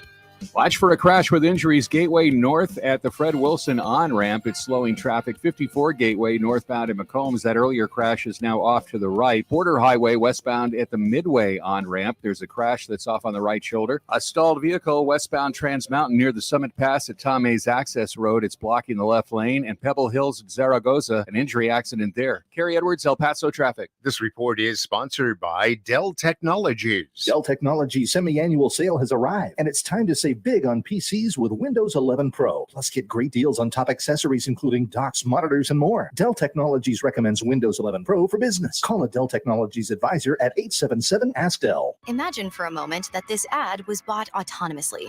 Welcome to the new open web, where Viant is combining AI and human insight to create autonomous media buying that accelerates your return on ad spend. And using Viant's DSP Adelphic, you can now measure your media offline and online to see the full impact of your media spend, so you can spend more time on podcasts. Viant, built for the new open web. Built for now. Visit viantnow.com to learn more. The El Paso Community Foundation supports the causes you feel passionate about here in the borderland, whether it's education, social services, arts and culture, the environment, health, or economic development. The El Paso Community Foundation has been promoting philanthropy and progress in our hometown region for more than 45 years. Make your mark with us. Start a fund today. For good, for El Paso, forever. Learn more at epcf.org. That's epcf.org. Paid for by government.com. The 1920 to 1938 Buffalo Nickel, a true American classic and one of the most iconic coins in history. It's been more than 80 years since the last Buffalo nickel coin was struck. But now, for a limited time only, full 1-pound bags of original U.S. government-struck Buffalo nickels are being released to the public. That's right, you can own a full pound of 1920 to 1938 classic American Buffalo nickel coins, all in very good collector condition, with fully visible dates and mint marks, guaranteed. Call 1-800-973-3098 now to secure a full pound of collector's grade U.S. Buffalo nickels struck during the Roaring '20s and the Great Depression. Plus, receive a bonus American collector's pack valued at over $10, free with every order. Call now, 1-800-973-3098 to secure your full pound bag of Buffalo nickels before they're gone. 1-800-973-3098. That's 1-800-973-3098. City streets or small towns, everyone deserves a clean, green community. We are Keep America Beautiful, the nonprofit working to end littering, improve recycling, and beautify communities. Let's do beautiful things. Visit kab.org. News Radio 690 KTSM.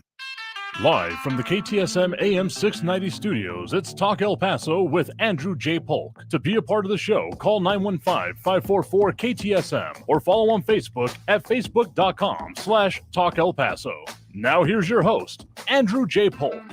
Thank you all so very much for joining us here for Talk El Paso, airing live on News Radio 690 KTSM. I'm your host, Andrew J. Polk. Thank you for tuning in, however you may be doing so, be it on air, online, live streaming through the free and reliable iHeartRadio app, or joining us over on the various social media pages we're up on these days, facebook.com/Talk El Paso, the Talk El Paso channel over on YouTube, Twitter at Talk El Paso, or twitch.tv, Andrew J. Polk.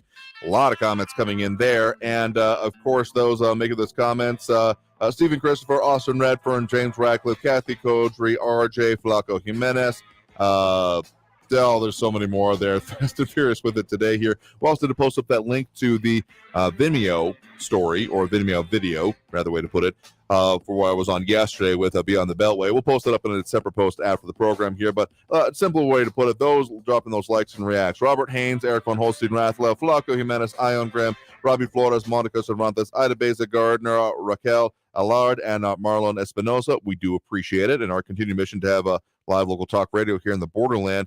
James Radcliffe asking, so are other countries paying for any of their defectors that are infiltrating this country? No, because Biden and his admin are traitors. I mean, I'm not surprised at your perspective there, though. The phrase defectors, I will admit, threw me for a loop here a little bit, because I hadn't really put in this context. And I guess there's an argument to be made there, because, I mean, the whole idea of asylum, particularly if you want to go back with like Cold War terminology with it, that is interesting. I guess I'll have to do more thinking about that. But Austin Redfern, referring to one point that was made a little bit earlier, saying another thing I remember back in the Carter administration, Cuba emptied its prisons. How many of these immigrants were prisoners from their countries of origin?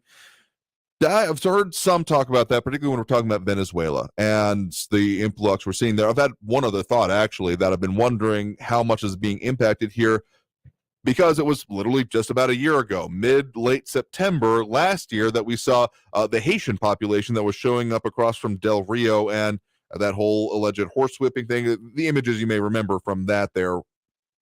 The interesting point that was further made is that part of that is that not even a majority of the people crossing in that way that were originally from Haiti were having Haiti as their point of origin right then. That there was actually a level of coordination that had been happening amongst essentially Haitian expats at that point that were then coordinating to do what happened, to show off that point of the border. And so I'm wondering if there's a level of that has happened with what's going on with those from the Venezuelan point of origin here. But one other point that is keep coming up here about the whole, make Mexico pay for it, and that issue that keeps getting brought up infrequently here, and the idea of putting pressure on Mexico, specifically, I want to say someone said that here. I'll find the comment here in a minute. But the idea of the way to put pressure on Mexico, I mean, it was done through, threats, and what a commenter and caller mentioned there on the idea of actually having the force put with it, or the, declaration of terrorist organizations. One thing that has often come up to me, or I've thought about, is the idea of remittances. So remittances are those payments set to other countries. Think like Western Union or, wiring money, but internationally. It's not necessarily guaranteed. And how many there are that come from the U.S. to Mexico. As of 2020, the last year that the World Bank has data on, remittances from the U.S. to Mexico, and make no mistake, about the United States, so it's about 95% of the remittances to Mexico. So these are personal payments, but in aggregate accounts for, in 2020, about 4% of the GDP of Mexico entirely. Yeah, so we're talking about billions, tens of billions of dollars for a year. And so the idea of having something done with that, I mean, that is inherently international policy, could affect it, that being a focus of it, because if you want to talk about arm twisting, that would absolutely be a way it could be done there. But let's go back to those phone lines again. That number to call is 915-544-5876, 544 KTSM. We do have Jerry in the Northeastern line here with us right now. Jerry, thanks for joining us. Yeah, I just called because I saw a immigrant on the street, and I didn't ask her what country she was from, but she was blind, and I gave her some money. It made me feel good to help. I've known immigrants coming from different countries, but you got good and bad from everywhere. And but the ones I've ran into, most of them have they have become American citizens. They learn the English language. Some have even gotten their GEDs, going to college. Mm-hmm. But think about it, what gets me mad is when, I see some of these Southerners coming from the deep South of the United States, like Alabama, Florida, Georgia. Mm-hmm. And I like to go shopping at the South side of El Paso and hang around there and talk to people. Then one guy from the South tells me what part of Mexico he's from. I felt that quite offensive, and I told the guy I called him some racist names, and I even made some racist jokes about the Southerners, and the thing about it is that I humiliated him in front of the Mexican people that have their businesses. Yeah, he was inside one of these secondhand stores. So the lady that owns the store, I said, "Why did you do that to him?" I said, "Well, these people really are this person is a hypocrite. He doesn't like, I didn't like being cut." And I said, "Here, I even showed him my vote certificate, voter registration. This proves I'm a U.S. citizen." I think some of these problems could have been avoided had John F. Kennedy not been assassinated. Remember the Alliance for Progress, where he was trying to help all of Latin America. Maybe if he wouldn't have been killed, some of these problems would have been avoided, because he was a very popular president. And I still believe there was a conspiracy to kill him. But one thing for sure, I'm going to say one thing, and I know it's going to hurt some people. To me, the one guy that I consider a hero is Muhammad Ali, because he stood up to the military establishment, that he won his case in court. Mm-hmm. It was a TKO, 8-0.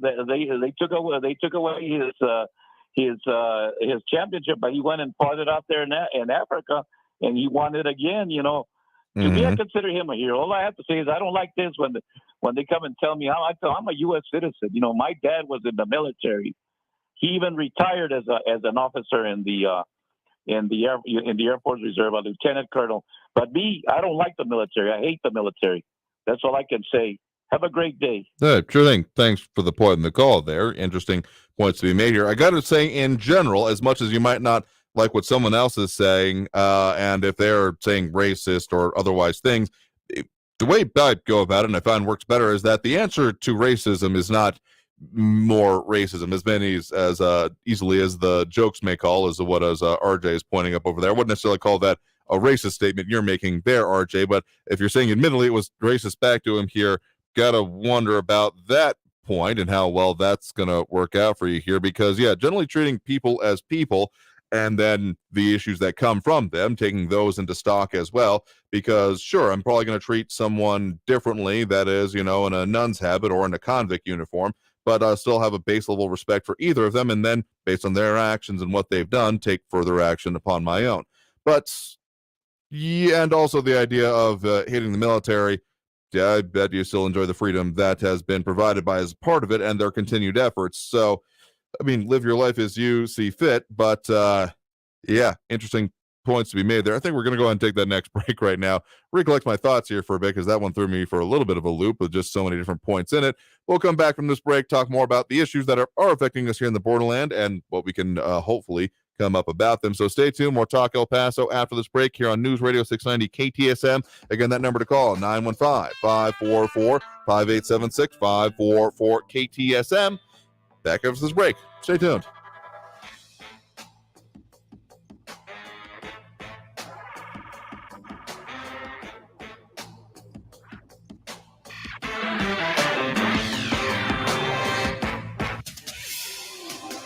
El Paso's News Radio 690 KTSM.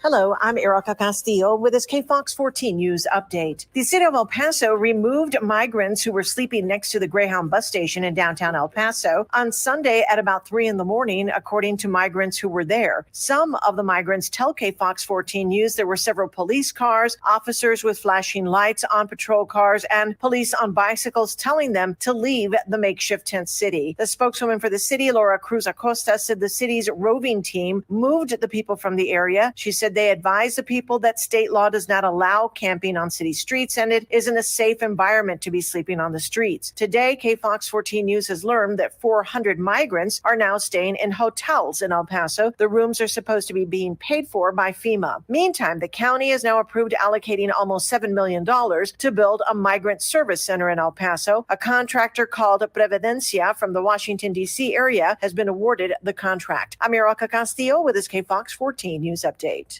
News Radio 690. Traffic all day.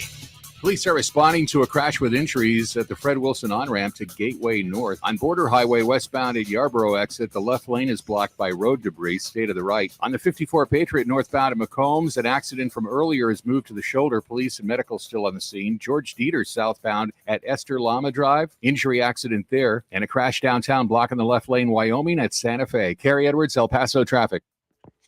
From the Forewarn Weather Center, this is CBS 4 weather forecaster Brady Brewster. Warm temperatures continue across the borderland, along with about a 20% chance this afternoon for an isolated shower or thunderstorm. Those warm temperatures are going to continue throughout the rest of our week as well, settling in those lower 90s, upper 80s is where we should be for this time of the year. Remember, fall, the first official day, is going to be on Thursday. Visit our website, cbs4local.com, for a full look at your forecast.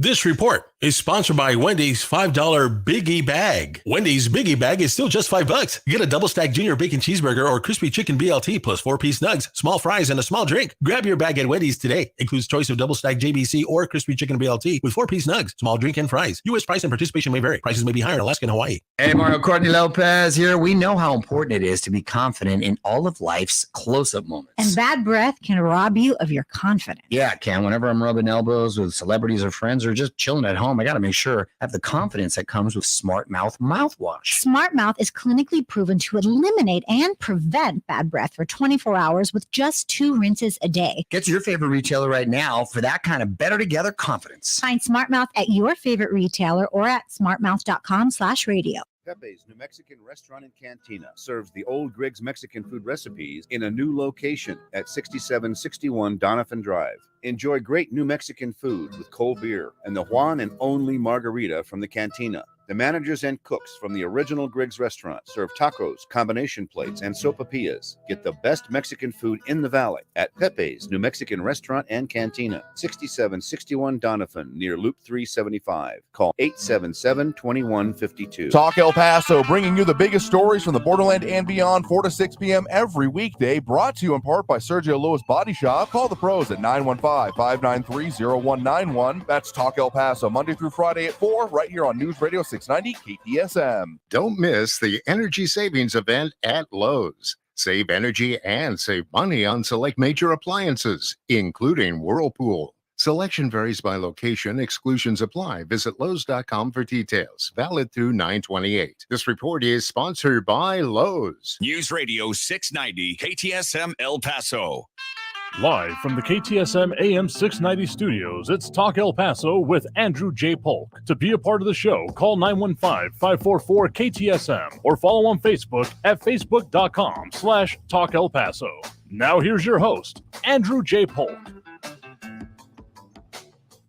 Thank you all so very much for joining us here for Talk El Paso, airing live on News Radio 690 KTSM. I am your host, Andrew J. Polk.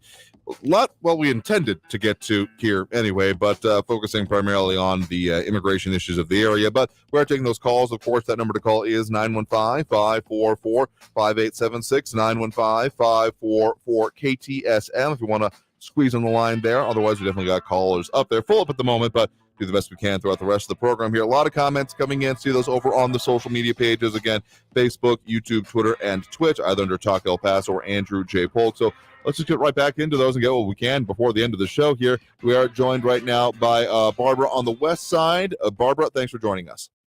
Hi, Andrew. Thank you for taking my call. Mm-hmm. I wanted to discuss fentanyl.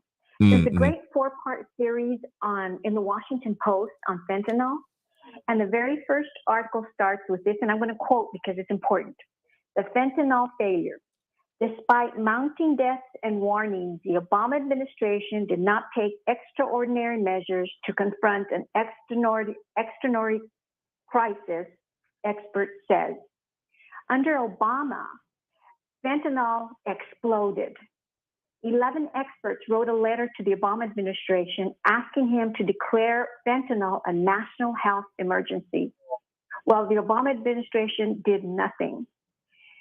More people died under Obama's watch, and he was aware of this when these 11 experts wrote that letter, than people died, than our military died in Iran, Vietnam, or Afghanistan. That's astounding.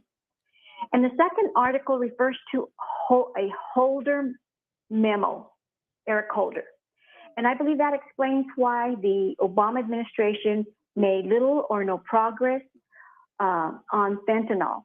And we shouldn't be surprised that the Biden administration is taking the same position, since Obama mentioned that 90 to 95% of the people in Biden's administration were in Obama's administration. So that's alarming. And then just a few days ago, the Border Patrol received a memo from DHS telling them that Maduro is releasing hardened criminals with the understanding that they will immigrate to the United States. So I looked up the definition of a hardened criminal. It says it's a person who has been incarcerated for a long time and unwilling to change, has gone through a bad experience, is no longer affected by it. The term hardened criminal is an idealistic person who refuses to listen to other people. He is a hardened human being. And the reason I say that is because we now have, and I wanted to be as close to accurate as I could in my statement, we now have the deadliest drug that's ever hit our streets crossing the deadliest border, the U.S.-Mexico border, that we have been designated as by the United Nations.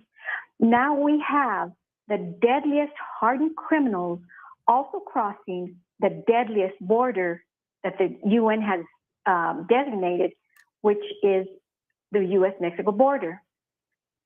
So my question is, prior to the Biden administration, we didn't hear of hardened criminals. We didn't hear that we were the deadliest border crossing in the world. We didn't hear that fentanyl was the deadliest drug that ever hit the streets. Well, we did with Obama. But this is what Representative Escobar thinks about the people that worked in the Trump administration, who threw the thugs out, who secured our border, who looked out for our safety, who put America first, and who took an active role in fentanyl. And you'll read on one of these articles what Jeff Sessions did, revoking the Holder memo. This is what she said about these individuals, and in particular about Stephen Miller. She called people who implemented President Trump's immigration policies, and I'm quoting her, "I find them to be just among the most reprehensible, abhorrent people that our generation could ever produce." That is so shocking that she would call people reprehensible and abhorrent. That's close to the, what did Clinton say? We were the... Oh, the deplorables. Yeah. Yes, we were deplorables. So that's terrible. And that goes straight to my question that I've asked before. Where do we, the American citizens, the taxpayers, fall into the Biden world and Escobar world? Look at what the gentleman just called a few minutes ago, what they did to a veteran. Where do our veterans fit in their world? We need to vote these people out, starting with our representative who supports everything this Biden administration does. And we see they don't care about us. They never have, and neither has she. We need to vote for Irene Armendariz Jackson to replace her. And we need to vote in 2024 for someone who puts America first. This idea that we're going to sit back and allow this to happen to our country is outrageous. I'm outraged. Everybody in El Paso should be outraged, especially after hearing how they treated this veteran who sacrificed his time and his family to go fight for us so that we could have our freedom of speech, freedom of liberty, which is being also, we're being banned, we're being censored. We need to change this. And our representative, for her to call people who are trying to save Americans and put America first and protect our sovereignty abhorrent and reprehensible is outrageous. And she was hoping that they would not be able to rebuild their reputations. Who could say that? They have families to feed. You know, they have children to support in school. That is just inhumane, what she said. And she says we're inhumane. And look who's coming across our border, the most dangerous border in the world. We have the most dangerous criminals in the world. But that's not inhumane? Women who can't express how they were used or mistreated or raped or whatever, can't find the words to express what happened to them on the way over here. That's humane? She needs to get a dictionary and read the word humane, and she needs to really evaluate, in my opinion, what happened in the Trump administration versus the Biden administration. And she says that Trump was inhumane in how we did things. We need a new representative, someone who looks out for El Paso. And I believe early on in her campaign, she said she was going to go to Washington to represent her people. I'm wondering now who her people are. Are they all the illegal immigrants coming in and we're set aside? We're not citizens, taxpayers who love our country and want to be protected in our country and want our sovereignty?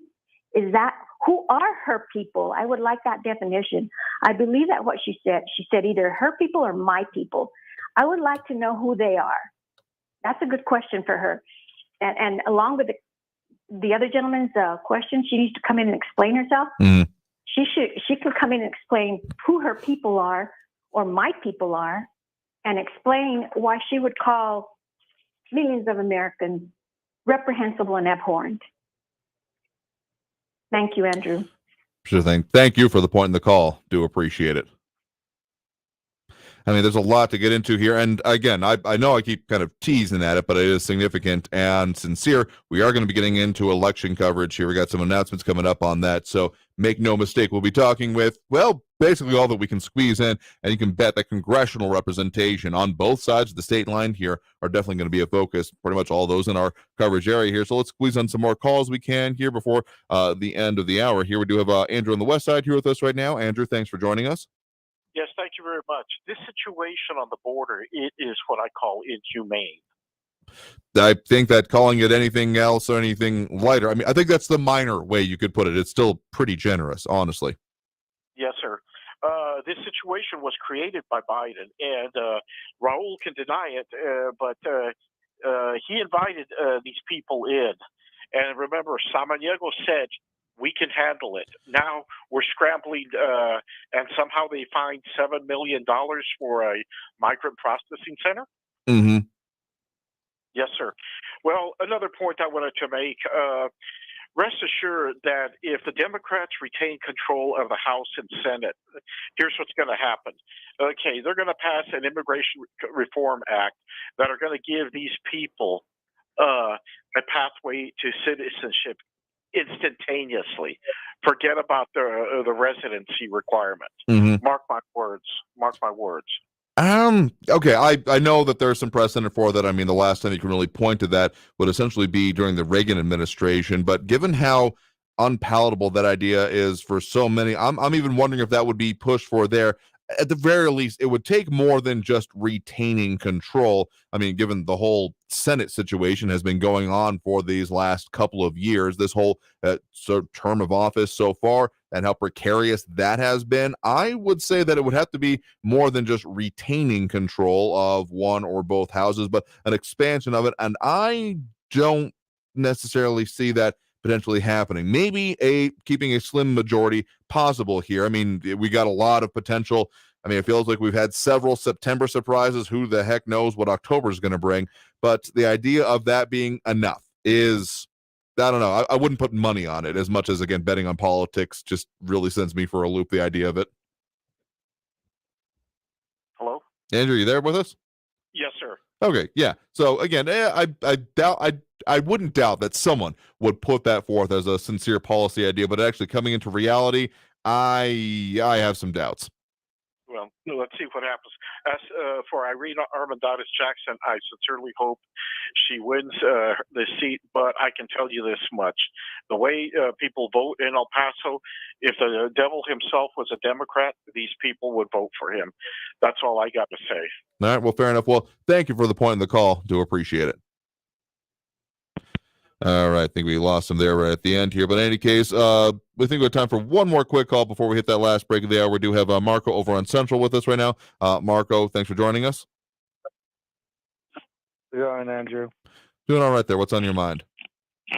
Man, it's been a crazy couple of weeks, huh?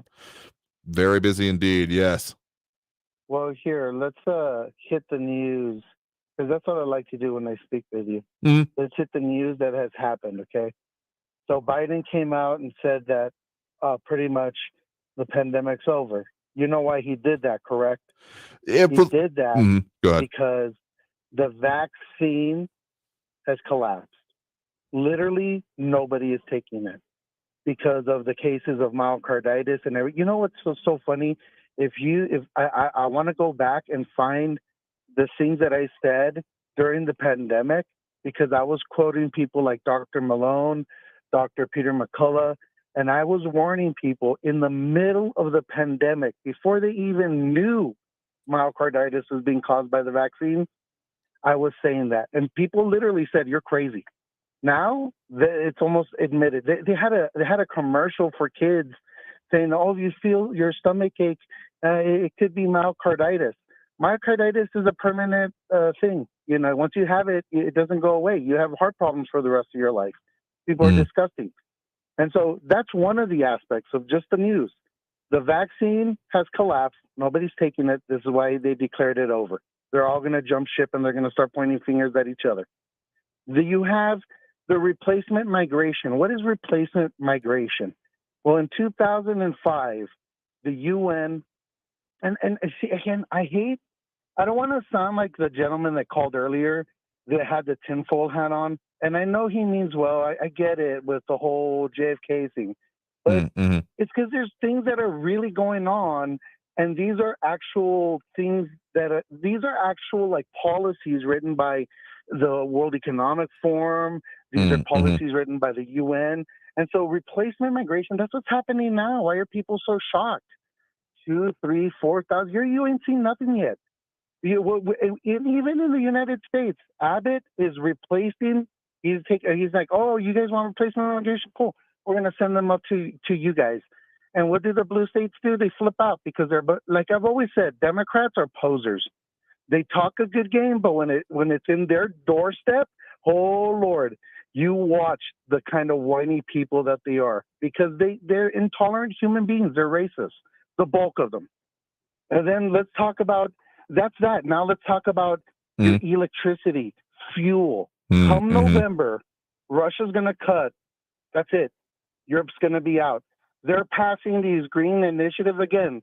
Ask any Democrat I believe in global warming. Are we talking about hydrocarbons? What's that?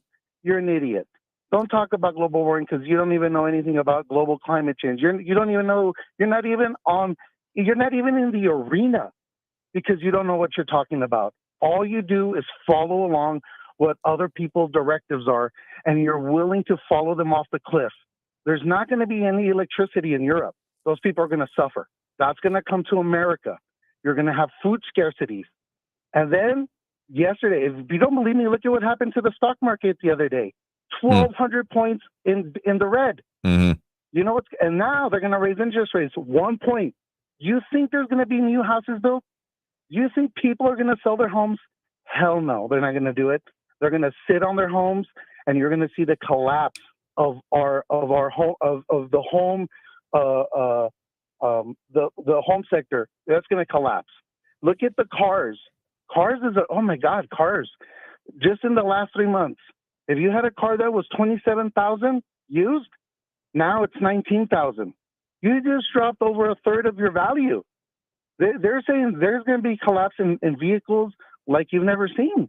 They're coming in big. Why? Because there's no more fuel. I'd like you to research this. And everything I say, I always say, research what I say. I know I'm not full of baloney. But you know what's going to happen? There's going to be a collapse of fuel. And once fuel collapses, because nobody wants to talk about abiotic theory. Here's the thing. If you can collapse the fuel market in the world, now what happens? You are overwhelmed by immigrants. Your social services are collapsing. Kind of sounds like Cloward and Piven. And now you restart the engine. It's an interesting theory there, and I mean, a lot of the factors you're talking about are definitely ones that concern me. I'm very happy we got in the house. We are there. Tell you what, we got to take that next break right now to come back and finish out the show here. So we'll do more talk about this as soon as we can, but we got to take that next break to be able to hit the end of the program here. So stay tuned for that last bit of Talk El Paso, where we talk to you about what we got coming up for you on the show. Back after this break here on News Radio 690 KTSM.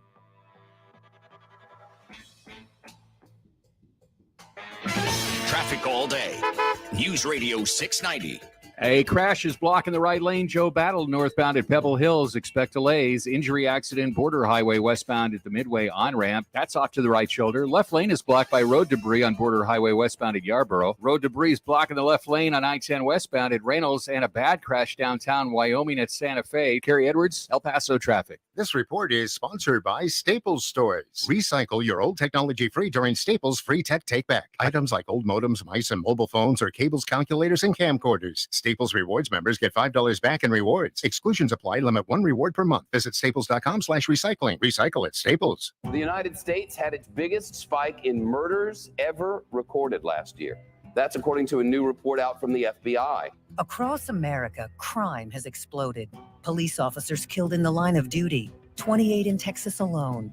Here's what Beto O'Rourke had to say. I really love that Black Lives Matters and other protesters have put this front and center to defund police forces. That's right. Beto O'Rourke stands with groups that support defunding and dismantling the police. But it gets worse. Listen to this from Beto. The criminal justice system is just part of a larger system rooted in slavery that is alive and well in this country today. Defund the police, comparing criminal justice to slavery. That's Beto O'Rourke. He is too radical, too dangerous for Texas. And it's why Beto O'Rourke should never be governor of Texas. Political ad paid for by Texans for Greg Abbott. El Paso's News Radio 690 KTSM. Live from the KTSM AM 690 studios, it's Talk El Paso with Andrew J. Polk. To be a part of the show, follow on Facebook at facebook.com/Talk El Paso. Now here's your host, Andrew J. Polk. That is definitely going to do it for us here for the show for today. So I want to thank everyone who did tune in, call in, comment, participate in the show. We'll, of course, do more of it as we do every Monday through Friday, 4 to 6 p.m. Some of the things we got coming up for you. Again, going to be having some conversations with the El Pasoans Fighting Hunger Food Bank, but then also going to be talking with some of the party involvement, because one of those refrains, particularly as a lot of callers ended their calls today about voting, make sure you get out and vote. What are the parties doing about that? Going to be talking with the local Republican Party about the many events and the block walking they're doing, as well as some perspective on some of these immigrations issues. So stay tuned for that tomorrow here on News Radio 690 KTSM. I've been your host, Andrew J. Polk. Stay safe out there. Look twice for motorcycles when out on the road, and have a great evening, y'all. We'll see you tomorrow. Traffic all day. News Radio 690.